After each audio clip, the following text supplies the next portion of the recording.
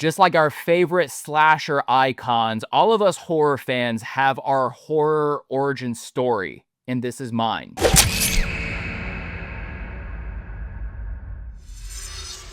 What's up, everybody? Welcome back to the SlasherTalk podcast. I hope everybody is doing so well, so great.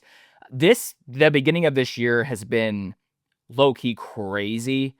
Just trying to expand into this podcast and the YouTube and post more content, really just take content creation as a whole more seriously because, like I said in my first episode, this is essentially my full-time job now, which is still crazy to think about and say out loud. I got somebody the other day that sent me a message on IG, and he was like, "Brother, I am so jealous of you. You get to watch horror films every day for a job.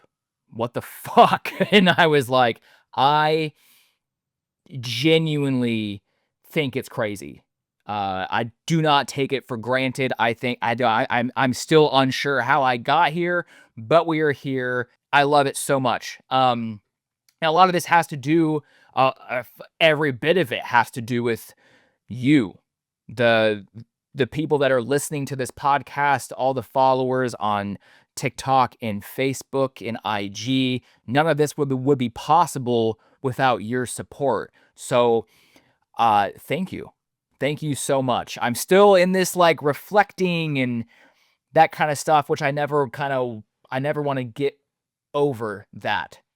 Anyway, but yeah, the expansion I think is going well. I definitely feel more like this is my job now. I sat down to do my podcast yesterday and I was just I just don't fucking feel like it, to be honest. And what's great is I didn't have to. But today I'm like, okay, this thing comes out tomorrow. You have to do it. Especially because we were getting ready to have the snowstorm of a fucking century hitting Tennessee, or half the country.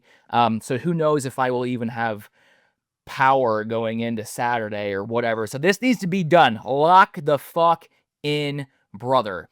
What have I watched this week? I'm kind of getting back into the vibes of just watching horror films. I got, after Fantastic Fest, into the holidays, and especially December, there's less and less newer films to watch, and honestly, I was just kind of over it. I needed a break, but it's time to lock back in. I've watched several films this week, actually. Let me bring up my handy dandy notebook. I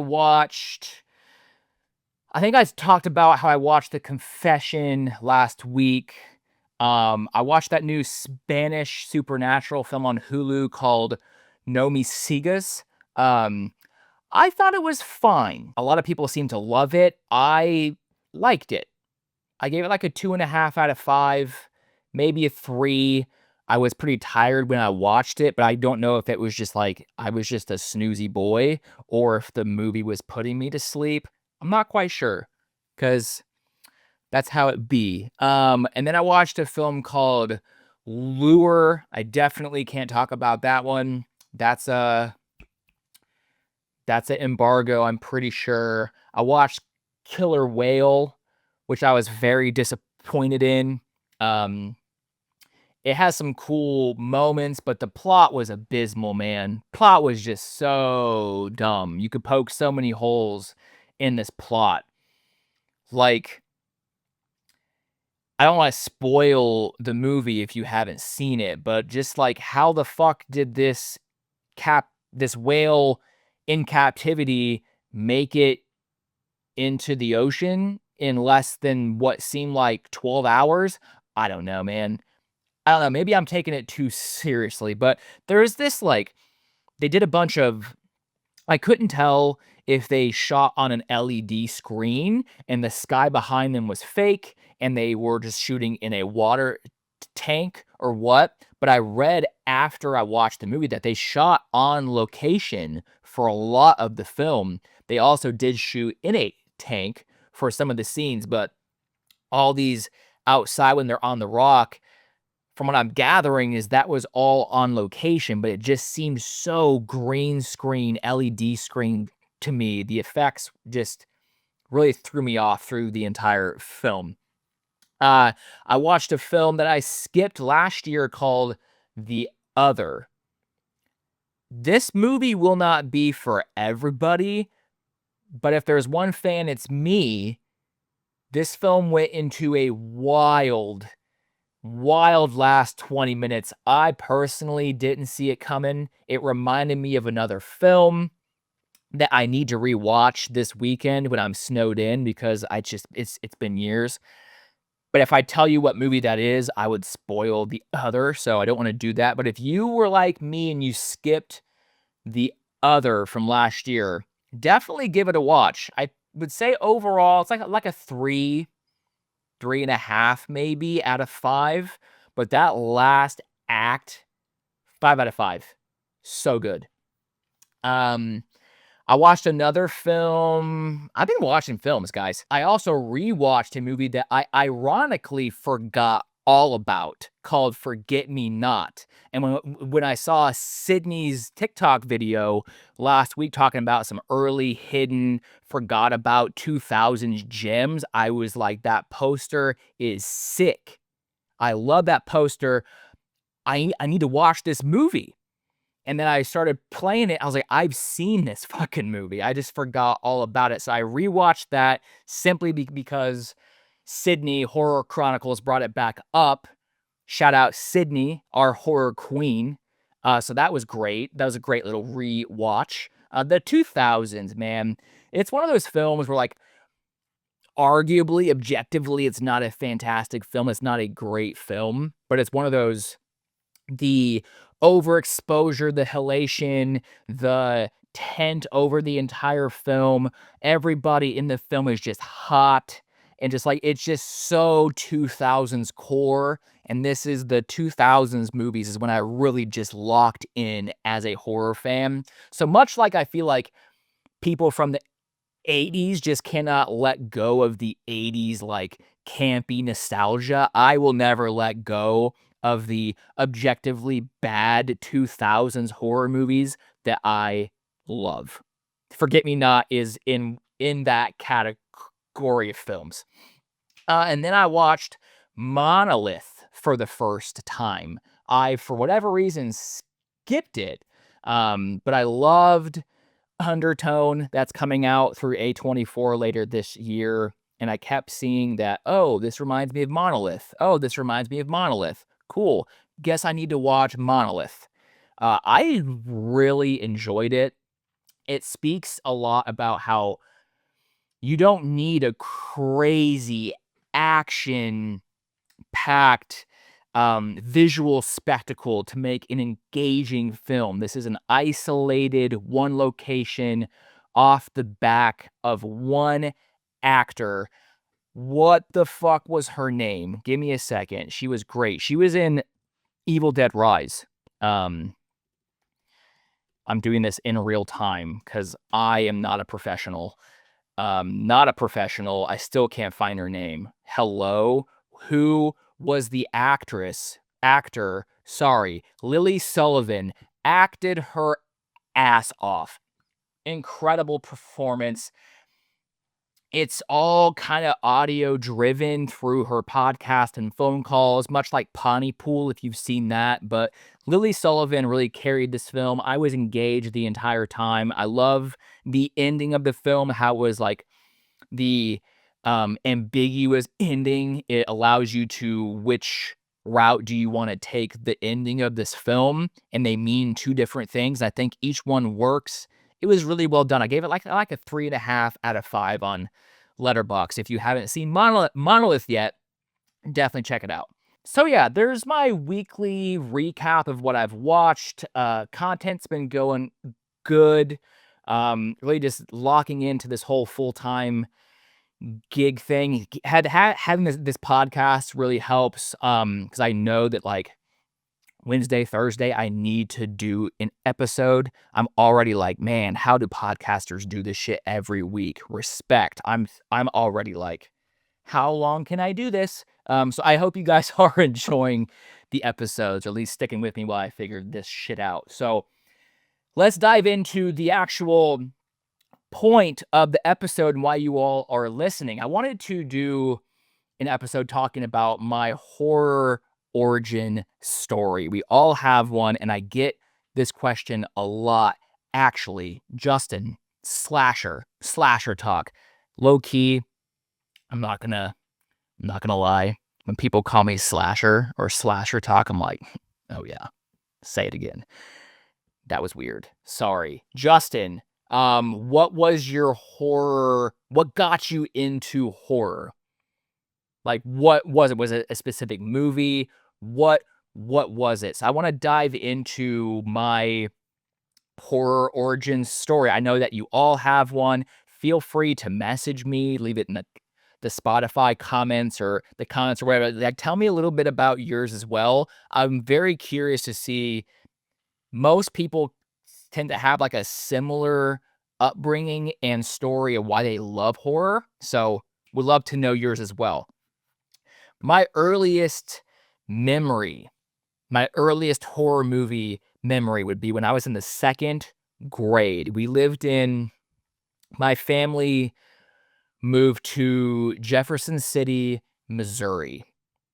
We lived there not long at all. My dad worked in the grocery store business. He worked at a place called Hy-Vee. If you are from the Midwest, you know exactly what I'm talking about. It's like if you're from the South, it's essentially the Publix of the Midwest. Essentially the same fucking thing. But we moved around a lot. I distinctly remember being in this basement, watching the TV and watching Michael Myers come out of this closet and sticking Bob on the wall with a knife. And I was like, what the hell? That was sick. Second grade brain, I was like, that scary man in the white mask. What is this? I loved it. Just, I'm kind of like, again, horror movie fans, I think we all kind of have the same vibe, but like, what was going on? I need to bring this up in therapy. What was going on in my second grade brain where I was like, I just saw a man stick another man on a wall with a butcher knife and watch him bleed out and die? And I was like, hell yeah, brother. That seems very young for that, but here we are. So I always looked at Michael Myers as the man in the white mask. And I remember sitting there and watching Halloween 2. If I remember correctly, skips Halloween 3, and I remember bits and pieces of Halloween 4. But that was very vital, in my earliest memory of a horror film was John Carpenter's Halloween. That's great. That's fantastic. Specifically, too, watching it with my dad in the basement when I necessarily probably wasn't supposed to, that just made it more cool. Like, mom does not really want me to watch this shit, but my dad was like, whatever, fuck it. And I've learned throughout my therapy and things, I will say, is that's like an early memory of me and my dad. So I've always kind of connected horror films with like that early memory of my dad allowing me to watch something that I probably shouldn't be watching. I just thought it was cool. So I think that's maybe a big reason why that memory really just stuck in my brain. And I think I turned out okay. I think depends on who you ask. So from Halloween and the Halloween marathons, my next big thing that I remember growing up was the Munsters TV show. I love this show. I watch it front to back pretty, I don't want to say regularly, Um, but during COVID, I rewatched the entire season or the entire series. I think it was on Peacock. I need to make sure I need to see if it's still on there, because if it is, I'm gonna rewatch it. But, growing up, I believe it was on Nick at Night, because when us kids would be up, we would be watching a certain show. I don't remember what it was before, but as soon as the monsters came on, it was, "All right, kids, time for bed." I'm like, "What the I just wanna watch The Scary Family. Like, just let me watch 'em." I It was in black and white, you know, Dracula and Frankenstein, as, like, obviously, Grandpa, Herman Munster, Lily Munster, but, I visually saw Frankenstein and Dracula, and just, I I loved the vibe. And once in a great while, I would be able to, stay up and watch an episode, and that was just another big key for me growing up, was the Monster TV show. Now, watching the show as a 36-year-old, seeing the show portray, how this family was different than everybody else, and how everybody looked and reacted to the monster family. Um, that was a big thing for me. Um, that was a big thing for me, seeing how just because these people look different than me and my family and my friends, these are kind people that are just living their lives. Just because they look deformed or different, or they look like monsters or whatever, doesn't necessarily mean that they are. And I remember specifically one episode when Eddie's going through some bullying at school, and this Herman speech at the breakfast table has always stuck with me. And I'm unsure if I can, play the clip for you through my computer. I'm gonna go ahead and play it, and then I'm gonna ask some people if I can legally do that. So, if you hear me talk about it, I found out that I can't legally do that. But I'm gonna play this clip for you, because I think, sadly, even today, uh, specifically in our political climate that we are in right now in 2026, um, these words still very much ring true. It isn't? The lesson I want you to learn is it doesn't matter what you look like. You could be tall or short, or fat or thin, or ugly, or handsome, like your father. You can be black or yellow or white. It doesn't matter. What does matter is the size of your heart and the strength of your character. Eddie, do you understand what your father means? Well, now, Eddie, now that you... I love that. It was a show that taught lessons.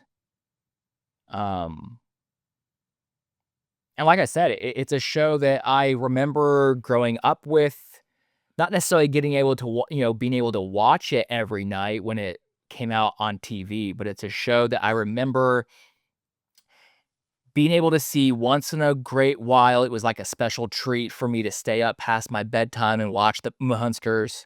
But it's something that I've always went back to and watched, and not necessarily because that it's, bloody or gory or totally horrific and scary and stuff, but just, the vibes of the monster show, I just absolutely love. So that was a big part, of me continuing my love for, the spooky and the Carrie was the Monsters TV show. I do have to say, while we're on the topic of the Monsters, I was incredibly hyped for Rob Zombie's Netflix The Monsters film, and it pains me to say I just did not like it the way that I wanted to.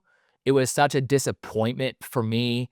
Um, I genuinely felt like Rob Zombie was going to give us, like, a black and white, film and really just stick to just give us that vibe. And, like, the over colors and the Herman meeting Lily and all that, it just didn't really stick with me personally. The last I wanna say, like, 10 to 15 minutes when, like, the family gets to 1313 Mockingbird Lane and all that, and then, like, they move into the neighborhood. The last 20 minutes or so really felt like what I wanted the entire movie to be. I thought Daniel Roebuck played a fantastic grandpa, and I'm so lucky enough that I was able to tell him that in person. Had a great conversation with Daniel at one of I think it was CreepyCon in Knoxville, Tennessee. Talked to him for like 20, 25 minutes, and I never do this, but I remember walking by and seeing him, chatting with, I think it might have been his handler, the guy that, like, handles the money and, like, photos and stuff at his booth, but I looked at him, and he caught me looking at him, and so there was a moment there for me to say something, and I was like, "Oh, hey, by the way, I don't know how often you hear this, but you did such a fantastic job with Grandpa in The Munsters," and he just smiled from ear to ear, and we had a genuine conversation about it, and, that was great. I think overall, each person played their role well. Just overall, the movie was kinda disappointing. And so we've got Halloween and we've got the monsters. Those were kinda like the base foundations of me enjoying scary and spooky things growing up. These next 3 is really when I locked in. Like, I became a horror fan for life. And a couple of these will not surprise you in the slightest. One might surprise a lot of people. If you were my age, probably not, but whatever. The year is 1999. I am 10 years old. And the Blair Witch Project just released. I remember the marketing of the Blair Witch Project. Not necessarily seeing all the missing signs being, hung up in my town, because I lived in a very small town in Missouri called Kirksville. Um, so not necessarily seeing all of it in real life or in real time, but I remember seeing, like, news reports and things on TV about these 3 people that went missing in this movie, The Blair Witch Project, and the footage was what actually happened to them, and, these 3 people are still missing and haven't been heard from, and the buildup in the marketing of this movie really just stuck in my head. One night, I was staying the night with a friend of mine. His name was Jeremy. Jeremy, I know you followed the Instagram page. I hope you're doing well, my friend. If you're listening to this, I can't imagine that this night doesn't live rent free in your head as well. Maybe it doesn't as much as it does mine, but for me, this night was pivotal at your house. I was staying the night with my friend Jeremy, and it was so cool staying at Jeremy's house because, like, I was it was pretty strict at my house in terms of, like, bedtime and all that, and Jeremy's parents were just like, "Just don't be getting in trouble." So we were always, like, staying up late, playing games, watching movies, just, like, jackassing around in his basement where his room was, and one night, we were up late, his parents were asleep, and he was like, "Yo, my parents have the Blair Witch Project on like, we have a copy of the Blair Witch Project, like, do you wanna watch it?" I was like, "I don't know if I'm supposed to, but, like, hell yeah, I'm here. What mama don't know won't hurt her, right?" So, he ran upstairs, went and got the VHS, because that's what we had back in that time. I think DVDs were starting to come out. I'm not entirely sure. I would have to look, but definitely he came down. He came running down the stairs with a VHS copy of the Blair Witch Project, and I remember um, all the lights were off in the basement. We had, he popped it into like a pretty, small TV. I think it had a VHS player like built into the TV. That detail, I could be wrong. Anyway, I just that experience that night, watching the Blair Witch Project on a VHS in the pitch black of a creepy basement will forever live rent-free in my head. Being 10 years old, watching that movie, you could not convince me that shit was not real. Straight up. Like, watching that, it was the first found footage movie that I had watched.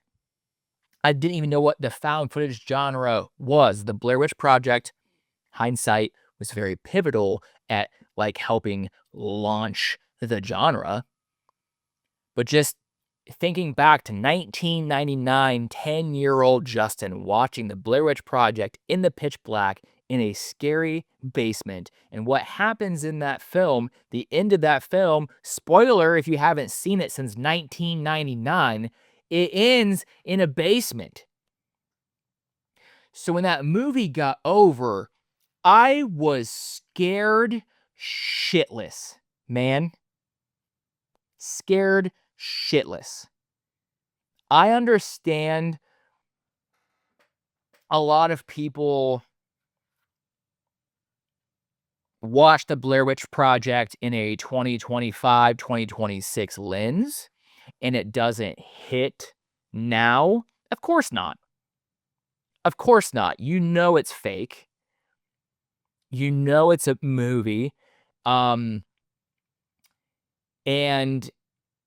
it's not you've seen so many found footage films and stuff that has, like, taken that concept and really ramped up the scares and the fear and all that. I still very much enjoy the Blair Witch Project. I know a lot of people say, "Oh, it doesn't hold up. It was never scary," whatever. Tell 10-year-old Justin that. You could not convince me that shit was not real and that shit was not scary as fuck. So, the Blair Witch Project was a very pivotal moment in my life. I've chased that scare, that feeling of being terrified, the anxiety that I felt, the pit in my stomach that I felt watching the Blair Witch Project. I have chased that since. And I know for a lot of different horror movie fans, everybody has that one film.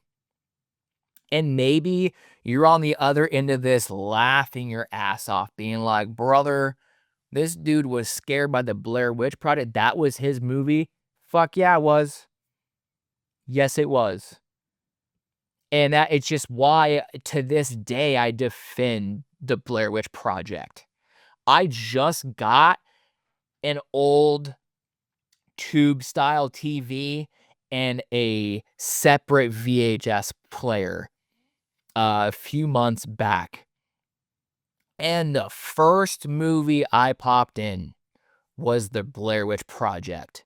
Watching The Blair Witch Project on VHS in the year 2025, 2026 just hits different. You can rent that shit on Prime Video or stream it, whatever. Watch it on your 4K OLED TV. You can watch the 4K version, whatever.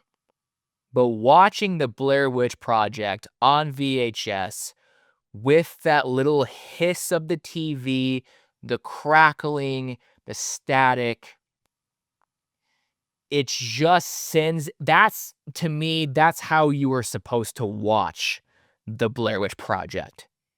I don't think you should watch that film in any other way. Pitch black room, small little TV, VHS player, pop that bitch in, enjoy. So I don't know how many of you like the Blair Witch Project, if you hate the Blair Witch Project, if you had a similar experience with that movie. But that was the first real. Halloween was pivotal. Do not get me wrong. That's like my earliest memory was Michael Myers putting Bob on the wall. But the Blair Witch Project was the first film that absolutely scared the shit out of me. And I've been chasing it ever since. In the comments, and whatever you're listening to this, YouTube, Spotify, whatever, I would love to know what movie that is for you. What is the first movie that just scared the absolute shit out of you and you've been chasing that high since? Please share that with me. I would love to know. I'm going to leave the next film that I technically saw next for last, because I'm going to talk about that for a little bit. I talked about it in an earlier episode, but so technically Signs was a movie that I saw after all of these. But Signs was another film that just sticks out in my brain as a film that really scared me. At this point in time, I might be getting, because we moved around in Kirksville a lot. But if I remember correctly, we lived out in the country. And that's why this film really stuck with me like it did during that time, because we had a house in the country with not a cornfield, but a wheat field, and it would grow pretty high. We were like isolated out in the country. And I've always kind of been into UFOs and extraterrestrials, aliens. There's got to be something else out there. I refuse to believe that we are the only living thing in this universe, in the galaxy. There's you cannot convince me that there's not other living things out there. And Signs really drove that home for me. Specifically, the birthday party scene. That scene is the scene that I think everybody, if you were my age and you saw that film, when I get on TikTok and I say the scene that terrified an entire generation, and people go, what the fuck are you talking about? Almost everybody my age talks about the Signs birthday scene. When Joaquin Phoenix is in that closet, he's watching the news, and that alien comes out of the bush and all the kids are screaming. That image is forever burned in my brain. And I think it is for a lot of you as well. That's the first scene that I think of. But the scene that really, if I think about it, arguably that scene was terrifying. Do not get me wrong. But the scene that overall really just sent nerves and anxiety throughout my entire body watching this movie was when Graham and the family boarded up the house. Graham cooked everybody's favorite food, and the family has to then rush into the basement because now they are being invaded. The aliens are here. They're on the roof. They're trying to get into the house. And when they're in the basement and you can hear the banging and the feet running on the roof and the glass break and things are being knocked over and fucking Joaquin is like, they're in the house. Why can't I remember his fucking name? Merrill. His name is Merrill. Joaquin plays Merrill. So there's that. Idiot. When Merrill is in the basement with the family and he's like, they're in the house. And you can just hear everything being knocked over. Like that whole thing. You couldn't see what was happening. It was just so anxiety inducing. You could hear the aliens breaking into the home. They're now in the home and they are searching for the family. They are trying to find a way to get to the family. And then the light gets broken. That entire sequence was so anxiety inducing for me. Besides the birthday party scene, that's another scene that really just stood out for me personally. I also, at this point in time, had pretty bad asthma. So when Morgan goes into his asthma attack and Graham is holding him and Graham's like, we forgot his medicine, all that.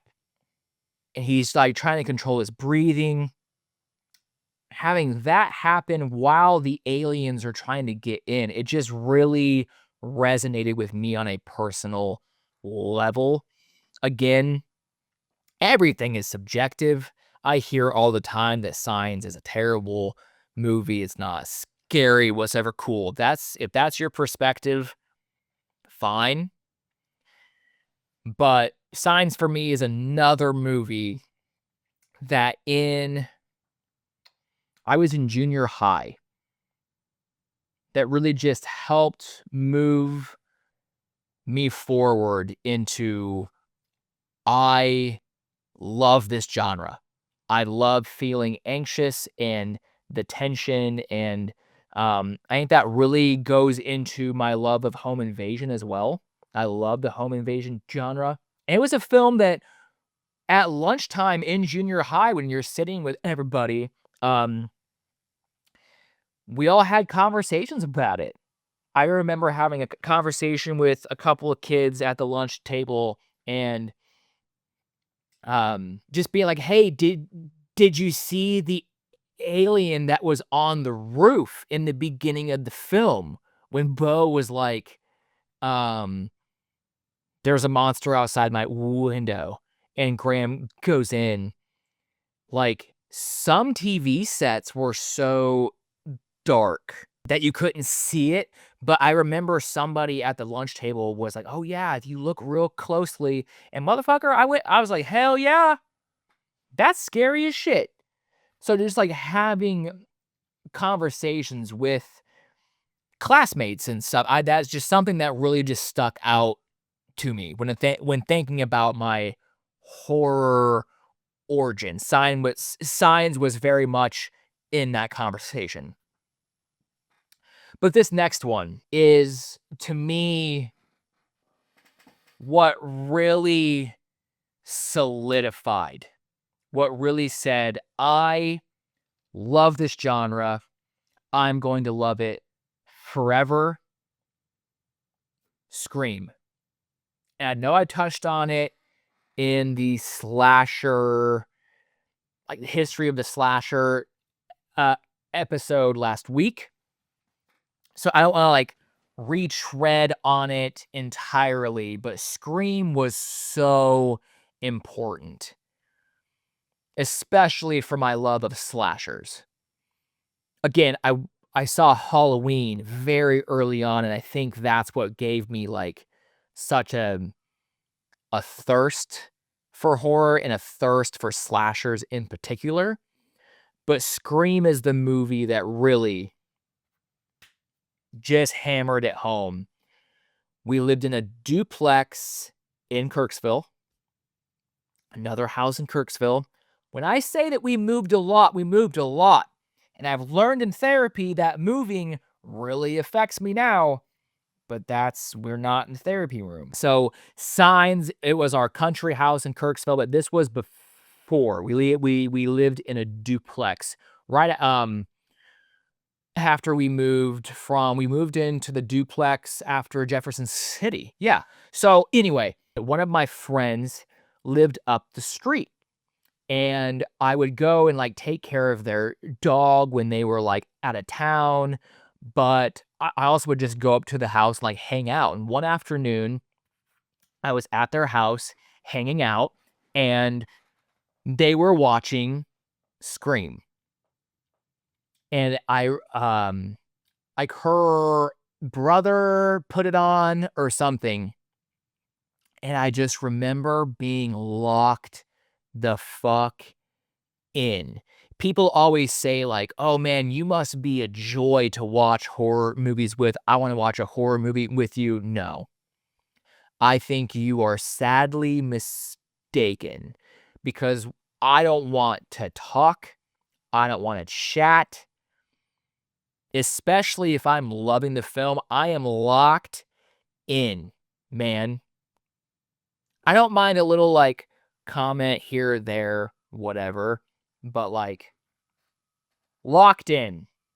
And I remember sitting in their living room, the Drew Barrymore, the Casey Becker intro, and how Ghostface was just talking to her, and the whole meta loving, talking about Friday the 13th and Halloween and Nightmare on Elm Street and the whole whodunit aspect, all that. It just resonated with me so much. So much so, I was so locked in that I forgot to walk home when I was supposed to. The film got done. Oh shit, it's dark outside. I have to go home. I walked home in the dark, and my brain was playing tricks with me so much. As I'm walking home, I would have swore I could see Ghostface running behind the houses to the left, and I ran home. I swear to God, I ran home. I don't think I ever really told anybody that I watched Scream that night, because again, I don't think I was supposed to. But that movie, my first experience with Scream, forever just locked me into horror and slashers in general. And I think that's a basic answer. I think in this day and age, a lot of people, I think, would kind of say the same thing. Because the film came out in 96. I definitely didn't watch it when it first came out because I would have been 7 years old. I believe it was 99. I think I watched The Blair Witch Project, and then one afternoon into early evening, I was at my friend's house, and they just happened to play Scream. I know I 100% didn't watch it in '96. Um, but I think for a lot of people my age, I'm 36, uh, that would have been a time, like, Scream was so popular. That was probably a movie for a lot of people that got them into the genre. And again, Scream 7 is on its way. The franchise is definitely blown up. It is an absolute staple. Ghostface is an icon. There's a lot of things going on with Scream 7. I genuinely hope it's a good movie, but I would be a liar if I said that, like, I'm overly excited for it, which is super weird because I've been a Scream fan my entire life. But with all the behind the scenes with Melissa Barrera, her comments on the genocide that's happening, them not giving Nev Campbell the amount of money that she asked for Scream 6, so they said, "We don't need you." There's a lot of things that go into where we are at with 7 that just puts a bad taste in my mouth, and I hate to say it 'cause Scream, for me, is one of my favorite franchises. I just from seeing Scream, and then Scream has always just kind of been there, Scream 2, Scream 3, it was Scream 4 for a new generation. I remember seeing that was my first Scream movie that I saw in a theater was Scream 4. Uh, Seeing the revival of Scream, it just fuck yeah, dude. So no matter what happens with the franchise or whatever, I will always have love for the original. That film by Wes Craven, Kevin Williamson, everything that they did with the original Scream will forever, no matter what happens, um, will forever hold a special place in my heart, and that's just my truth, and I don't care how basic it is. I always say, if I could take one movie onto a deserted island and watch it the rest of my life, it would be Scream. So, anyways, I don't know how long this episode ends up being, if I should have made it longer, shorter, whatever, but there is my horror origin story, the films that made me love horror and why I watch damn near 3 to 400 horror movies a fucking year now. Halloween, the Monsters TV show, the Blair Witch Project, Signs, and Scream. Those are my 5 films. That's my horror origin story. I think it's pretty good. Like, some iconic genre-defining films there. Like I said, would love to know your horror origin story, what films really helped shape you as a horror fan. So yeah, feel free to share yours. I would love to read what films really helped shape you as a horror fan. I really don't know what I'm going to do with podcast episodes from here. It's kind of like a week to week thing. I'm leaving to go to London in a couple of weeks. More on that soon, but I'm going to have to pre-record a lot of content, and at least pre-record one podcast episode because I really want to stick on this week to week thing. But on the off chance that I skip a week, just know that is why I'm traveling to London with my friends for something very cool. So yeah, like always, thank you so much for sticking around, listening to the entire episode. I really appreciate you. Do not forget to follow me if you have not on TikTok, Instagram, YouTube, Facebook. I've got a Ko-fi link in the show notes if you feel inclined to send a little donation. It is not required, but just throwing it out there that it's there, it exists. I really appreciate all the support of the podcast so far. It's getting me in a groove of uploading to YouTube every week. And this weekly, I look forward to just sitting down and chatting with you guys about something. So, but yeah, again, thank you so much for all the support. I really appreciate it. And until next time, remember, watch something spooky this week.